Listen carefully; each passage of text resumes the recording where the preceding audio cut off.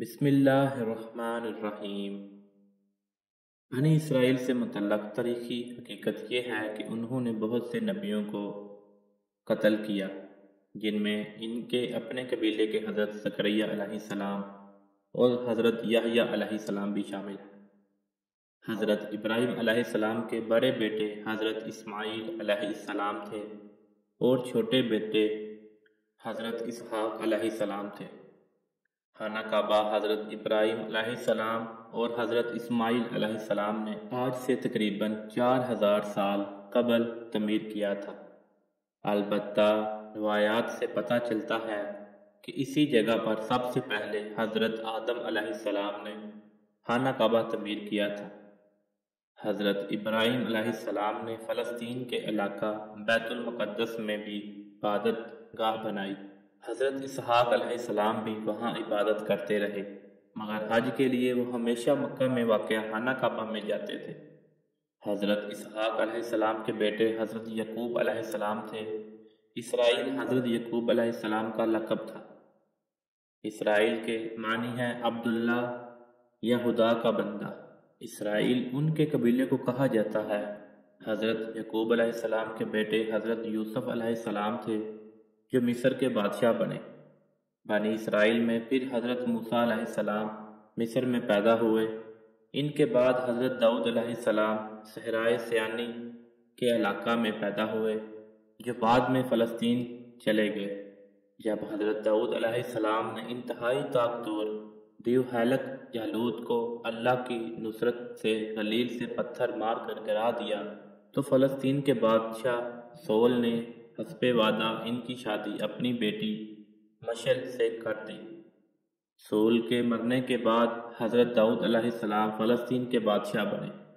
حضرت داؤد علیہ السلام کی وفات کے بعد ان کے بیٹے حضرت سلیمان علیہ السلام فلسطین کے بادشاہ بنے۔ اللہ سبحانہ تعالیٰ نے ہوا، جن اور ہر قسم کے جانور حضرت سلیمان علیہ السلام کی تابع کر دیے تھے۔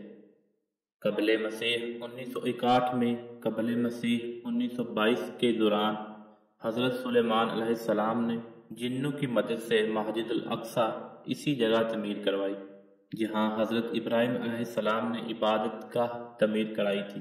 586 قبل مسیح میں یہ ریاست 2 حصوں میں تقسیم ہو گئی۔ جنوبی علاقہ پر بابل کے لوگوں نے قبضہ کر کے عبادت گاہ مسمار کر دی تھی اور بنی اسرائیل کو وہاں سے نکال کر اپنا کلام بنا لیا۔ اس کے 100 سال بعد بنی اسرائیل واپس آنے شروع ہوئے اور انہوں نے اپنی عبادت گاہ تعمیر کی، مگر اس جگہ نہیں جہاں حضرت سلیمان علیہ السلام نے عبادت گاہ بنوائی تھی۔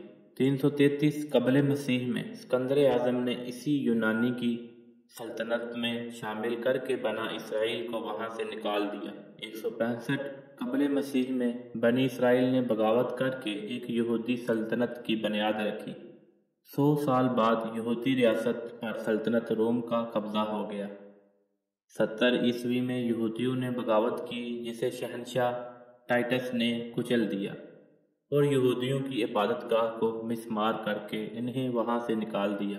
روم کے بادشاہ ہیتریا نے 118 سے 138 عیسوی تک یہودیوں کو شروع میں بیت المقدس آنے کی اجازت دی، لیکن بغاوت کرنے پر بیت المقدس کے شہر کو مکمل طور پر تباہ کر کے یہودیوں کو غلام کے طور پر بیچ کر شہر بدر کر دیا اور ان کو واپس بیت المقدس آنا ممنوع قرار دے دیا گیا۔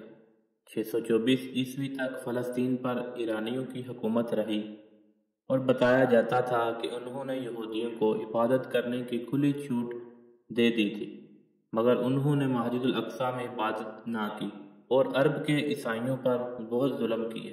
اس کے بعد بازنطینی حکومت آئی، جس نے 636 عیسوی میں مذہبی پیشوا کے کہنے پر بغیر جنگ کے حضرت عمر رضی اللہ تعالیٰ عنہ کو محافظ اور امن کا پیغمبر قرار دے کر بیت المقدس ان کے حوالے کر دیا۔ حضرت عمر رضی اللہ تعالیٰ عنہ نے مسجد الاقصی کی تعمیر 639 عیسوی میں اس جگہ پر شروع کروائی جہاں پر حضرت سلیمان علیہ السلام نے تعمیر کروائی تھی۔ 636 سے 1918 عیسوی تک یعنی 1282 سال تک فلسطین پر، جس میں اردن بھی شامل تھا، مسلمانوں کی حکومت رہی۔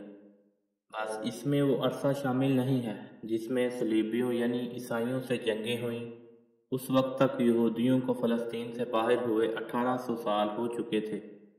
بنی اسرائیل کے متعلق تاریخی حقیقت یہ ہے کہ انہوں نے بہت سے نبیوں کو قتل کیا، جن میں ان کے اپنے قبیلے کے حضرت زکریا علیہ السلام اور حضرت یحییٰ علیہ السلام بھی شامل ہیں۔ حضرت عیسیٰ علیہ السلام بھی اسی قبیلہ سے تعلق رکھتے تھے۔